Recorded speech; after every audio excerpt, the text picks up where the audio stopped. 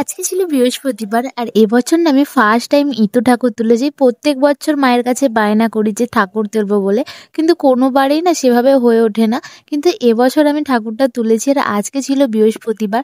তো স্নান টান সেরে একেবারে আমি পুজোটা কমপ্লিট করে নিই। তারপর এদিকে দেখো একটু প্রসাদ খেয়ে নিয়েছিলাম। পুজো করবো বলে না সকাল থেকে আজকে কিচ্ছু খাওয়া না, তাই ভাবলাম যে চলো আগে আমার ব্রেকফাস্টটা কমপ্লিট করে।